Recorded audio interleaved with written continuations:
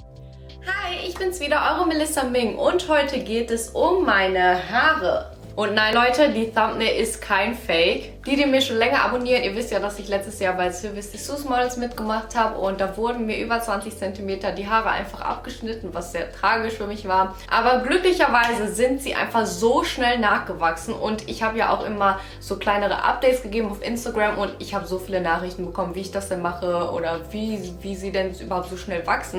Und dann dachte ich mir so, okay, dreh doch mal ein Video dazu und dann erkläre ich euch, was denn meine Geheimtipps sind. Und wenn ihr wissen wollt, wie man über 20 cm in einem halben Jahr schafft, dann schaut weiter das Video. So, ich blende euch mal ein Bild ein, wie meine Haare denn vorher aussahen. Also ich hatte tatsächlich bis hier, die waren echt bis kurz nach der Schulter nur. Oh mein Gott, das war einfach so schlimm. Und jetzt mittlerweile, jetzt ist ein Jahr vergangen. Die Thumbnail ist vor einem halben Jahr, also im Sommer. Jetzt sind die sogar noch länger. Und jetzt sind die einfach bis, wo mein Top jetzt gerade endet. Und das ist schon extrem krass. So, kommen wir erstmal zur Pflege. Wie oft wasche ich meine Haare, welche Produkte benutze ich und so weiter und so fort. Ich wasche meine Haare nur 1- bis 2-mal die Woche. Ihr braucht die wirklich nicht mehr zu waschen, Leute. Die Sache ist, ich habe eher trockene Haut und deswegen fetten meine Haare auch nicht so schnell nach, was richtig gut ist. Wenn ihr zum Beispiel Locken habt, dann braucht ihr eure Haare auch nicht allzu waschen, weil wegen der Struktur verteilt sich das Fett langsamer. Wenn ihr jetzt zum Beispiel sehr feines Haar habt oder ihr sehr fettige Haut habt, dann kann es wirklich sein, dass die sehr schnell nachfetten, die Haare. Aber dann würde ich euch nicht empfehlen, jeden Tag eure Haare zu waschen, sondern mindestens einen Tag Pause, also jeden zweiten Tag zu waschen.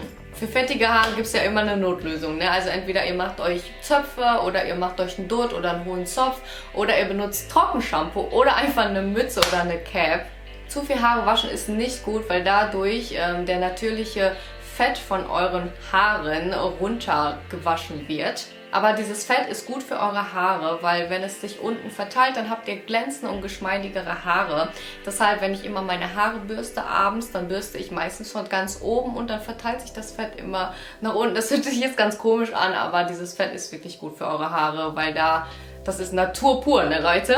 Zum Waschen meiner Haare benutze ich die Produkte von Maui Moisturizer. Ich benutze das, glaube ich, schon seit 1,5 Jahren und ich bin echt begeistert, weil die Sache ist, da sind keine Silikone drin und echt nur natürliche Stoffe, auch Aloe Vera, also extra für trockene Haare und ich bin einfach begeistert. Aber wenn ihr das erste Mal benutzt, ihr merkt schon einen Unterschied zu normalen Shampoos, wo Silikone enthalten sind, Parabene, dies, das, weil das schäumt erstens nicht so krass. Und zweitens kann es sein, dass eure Haare nach dem Waschen ein bisschen verfilzt sind. Aber ich persönlich lege sehr viel Wert darauf, dass da wirklich natürliche Inhaltsstoffe verwendet werden. Das ist auch vegan und keine Silikone enthalten sind, damit es meine Haare nicht noch zusätzlich schadet. Bei der Spülung übertreibe ich komplett. Also ich benutze da wirklich mehr, als da drauf steht. Ich benutze wirklich schon sehr viel. Also ich würde sagen, so ein Haufen, würde ich sagen. Also ist schon sehr viel, weil ich habe ja auch längere Haare. Und dann verteile ich mir das so in die Handflächen und gehe dann so rüber. Und ich versuche die dann auch zu entknoten, wenn ich gerade dabei bin, das zu verteilen. Und ich fange dann ungefähr so ab hier an und verteile sie dann runter. Ich mache niemals über dieser Linie hier, also ab hier, weil sonst fetten eure Haare total. Eine Kur benutze ich selten. Ich benutze sie so alle 2 Wochen einmal, weil da sind auch nicht 100%ige Naturstoffe drin. Deswegen spare ich lieber damit etwas. Ich shampooniere meine Haare übrigens immer 2-mal und ich achte wirklich drauf, dass alle Rückstände von der Spülung und von dem Shampoo natürlich wirklich weg sind. Was ihr noch beachten müsst, ihr dürft auf keinen Fall mit euren Nägeln an eure Kopfhaut kratzen oder sonst was. Das könnte wirklich eure Kopfhaut irritieren. Ich massiere immer ganz sanft mit meinen Fingerspitzen so meine Kopfhaut und das ist auch so gut für eure Durchblutung und das regt die Kopfhaut auch nochmal an. Und das Shampoo benutze ich auch wirklich nur für meine Kopfhaut. Also manche machen das da so, die nehmen ihre kompletten Haare, aber Leute, merkt euch, ihr habt nur am Ansatz im Normalfall fettige Haare und hier an den Spitzen eigentlich gar nicht. Deswegen mache ich das meistens nur an der Kopfhaut. Die Spülung lasse ich dann ungefähr 3 Minuten in meinen Haaren und spüle das Ganze dann aus. So, jetzt kommen wir zum Thema Abtrocknen. Ich trockne meine Haare wirklich sehr vorsichtig ab. Also ich habe früher als Kind immer so stark gerubbelt und was so ein schlimmer Fehler war, weil meine Armspitzen, ich mache das jetzt immer so, dass ich kopfüber immer ein Handtuch nehme und ganz, ganz leicht zusammendrücke, also nicht rubbeln. Danach lasse ich meine Haare im Handtuch trocknen für circa 30 Minuten. Wenn die 30 Minuten dann um sind, mache ich mir dann meinen Mittelscheitel und benutze dann ein Spray von John Frieda. Das entknotet nochmal meine Haare. Ich weiß, das ist nicht wirklich ein Naturprodukt, aber ohne das, ich weiß nicht, wie ich meine Haare entwirren soll, weil auch wegen dem Shampoo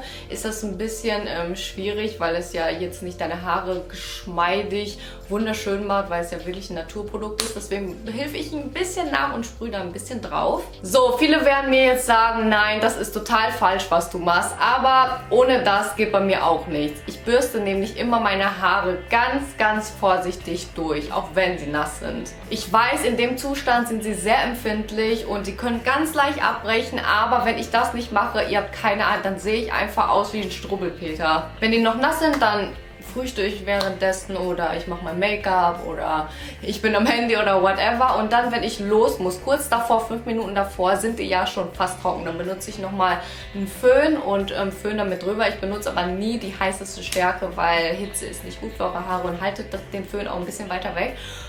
Ich benutze einfach einen T3 Micro und der ist gut, weil ihr könnt einfach die Temperatur manuell einstellen. Ich glaube, es gibt 4 Stufen. Ich finde das toll. Ich habe früher immer Olivenkuren benutzt, circa einmal in der Woche, aber mittlerweile bin ich viel zu voll dafür, weil ich eigentlich meine Traumlänge habe sozusagen, aber viele schwören so sehr drauf, dass die so viel bringen. Olivenöl macht nochmal eure Haare richtig schön geschmeidig. Ich habe es mit Kokosöl versucht. Ich würde euch das nicht empfehlen. Es ist so schlimm. Es ging bei mir gar nicht raus. Ich glaube, ich habe die 4-mal gewaschen oder so und es ging nicht raus und es sah so furchtbar aus. Ihr könnt natürlich auch so Öle in euer Haar einmassieren. Ich habe so ein Öl, das ist so eine Frucht aus Vietnam. Ich weiß gar nicht, wie die heißt. Ich blende euch das mal hier ein. Auf jeden Fall nehme ich mir ein bisschen auf die Fingerspitzen und am Abend massiere ich mir dann immer die Kopfhaut. Ich finde, das hat wirklich sehr viel gebracht bei mir. Macht das am besten vor dem Schlafengehen, dann kann das Öl nochmal in eure Kopfhaut einwirken und dann habt ihr bald auch schon eure Rapunzelmähne.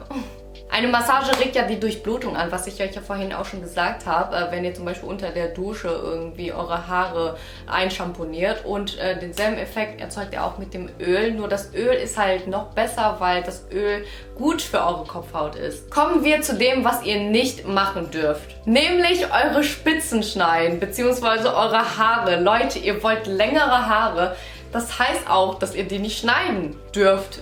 Beziehungsweise müsst. Die Sache ist, ich höre von so vielen, selbst von Friseuren, ja, man muss seine Haare alle 3 Monate mindestens schneiden, also die Spitzen so 3 cm, 4 cm, I don't know. Aber die Sache ist, ich schneide so selten meine Spitzen, ne? Und ich war immer Rapunzel, ich hatte immer lange Haare. Und wenn ich die mal geschnitten habe, da habe ich echt so ein Stück geschnitten und das war auch schon nach 3 Jahren, wo es wirklich Zeit wurde. Wenn ihr eure Haare wirklich gesund pflegt, dann habt ihr auch keinen Spliss. Also bei mir, ich sehe wirklich keinen Spliss, weil ich sie erstens wenig wasche und zweitens benutze ich keinen Föhn, keine Hitze. Ich benutze auch kein Glätteisen, sehr selten mache ich mir Locken ab und zu, aber sonst, deswegen ist kein Friseurbesuch nötig, wenn ihr lange Haare haben wollt.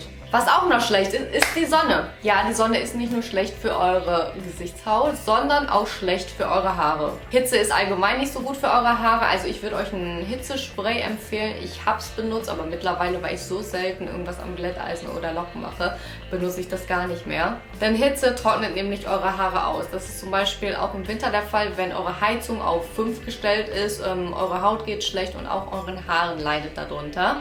Und beim Dutt um Zopf, wenn ihr diese normalen Zopfgummis benutzt, dann können die Haare auch abbrechen. Ich empfehle euch immer diese Invisible, wie heißen die? Ihr wisst schon, was ich meine, diese Haargummis, die sind so gut.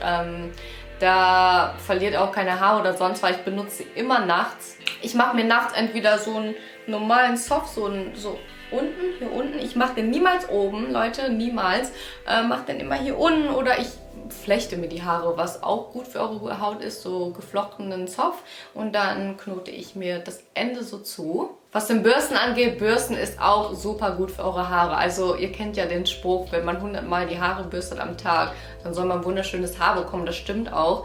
Der Grund dafür ist, dass ihr euer Fett, was ich euch vorhin gesagt habe, was hier oben sich anstaut, damit verteilt. Und das Fett ist richtig gut für eure Haare. Ich glaube, was ich jetzt anspreche, macht wirklich 50% aus, wie eure Haare aussehen. Okay, vielleicht ist das übertrieben, aber Leute, ich hab wirklich einen total großen Unterschied gemerkt. Und zwar geht es um Ernährung. Als ich noch so kurze Haare hatte, habe ich so vieles gegoogelt und da bin ich auf so Tabletten gestoßen. Und zwar kriegt man die aus Rossmann. Ich habe so viele Rezensionen gelesen, dass die so gut wären und ich dachte mir so, okay, probier die mal aus. Da habe ich die gekauft. Ich glaube, die waren noch nicht mal 5 Euro. Es war echt günstig und habe pro Tag eine genommen. Und meine Haare sind so gesund geworden, Leute. Also ich habe immer in der Dusche zum Beispiel, da verliert man so oder so Haare, aber ich habe halt schon viele Haare verloren, also Haarausfall. Und als ich die Tabletten genommen habe, ich habe fast keinen Haarausfall mehr gehabt. Ich fand das echt extrem krass. Aber warum habe ich die abgebrochen? Ich habe die abgebrochen, weil ich so extreme schlechte Haut dadurch bekommen habe. Ich habe überall Pickel bekommen. Es sah so schlimm aus. Meine Mama, als sie wieder hier war, hat sie auch diese Tabletten ausprobiert und bei ihr kam dasselbe Problem. Sie hat auch Pickel bekommen. Also es ist vielleicht bei euch nicht so, aber bei mir war es so. Probiert es aus, aber ich kann euch sagen, für eure Haare sind sie top. Ein weiteres Zauberwort ist Omega-3. Ihr wisst ja, dass Omega-3 eure Haare, eure Haut, eure Nägel einfach alles schön macht. Und Omega-3 ist zum Beispiel in Chiasamen enthalten oder Fisch oder Nüsse, sei es Walnüsse, oh mein Gott, da sind so viele Omega-3-Fettsäuren enthalten, Leute. Vitamin E und Biotin machen eure Haare ebenfalls sehr gesund. Es gibt auch Tabletten dazu, also Nahrungsergänzungsmittel. Probiert es aus. Lasst euch gegebenenfalls helfen, beraten, weil ich kenne mich wirklich mit dieser Tablettensache nicht so gut aus, weil ich denke mir, wenn ihr euch wirklich gut ernährt, dann braucht ihr keine Nahrungsergänzungsmittel, weil es heißt ja Nahrungsergänzungsmittel. Es ergänzt eine Nahrung. Deswegen ernährt euch einfach gesund, dann braucht ihr auch keine extra Tabletten zu nehmen. Wenn ihr zum Beispiel keinen Fisch mögt, dann greift zum roten Fleisch oder zu Pute und zu Eiern. Die haben nämlich sehr viel Proteine und die sind super für eure Haare. Das waren meine Tipps an euch und Leute, bitte seid geduldig. Ihr wisst ja, das Haarwachstum ist wirklich genetisch bedingt, aber ihr könnt euren Haarwachstum wirklich nachhelfen, indem ihr meine Tipps, die ich vorhin genannt habe, befolgt. Ihr könnt ja immer einmal im Monat messen. Ich habe das früher jede Woche gemacht, weil ich so verrückt wurde. Also bei mir sind die durchschnittlich 1,3 bis 1,4 mm gewachsen und ein durchschnittliches Haar wächst 1 mm bis 1,5 mm. Ich habe das Glück, ich habe zum Beispiel gute Gene. Meine Oma zum Beispiel hat Haare bis zum Fuß. Könnt ihr euch das vorstellen? Sie war wirklich Rapunzel in real life. Was ich auch anmerken muss, ich habe sehr, sehr glatte Haare und glatte Haare wachsen meistens schneller als zum Beispiel, wenn ihr Locken habt, wegen der Struktur. Denn Leute, Haarwachstum ist von Mensch zu Mensch anders. Seid einfach geduldig, befolgt meine Tipps und ernährt euch allgemein gesund. Das ist gut für euren Körper, für eure Nägel, für eure Haut, für eure Haare. Und ich hoffe, ich konnte euch mit den Tipps helfen. Wenn euch das Video gefallen hat, gerne einen Daumen hoch. Lasst mir gerne ein YouTube-Abo da, macht die Glocke an, um nichts zu verpassen. Folgt mir auf Instagram, ebenfalls um nichts zu verpassen. Und dann würde ich sagen, bis zum nächsten Mal.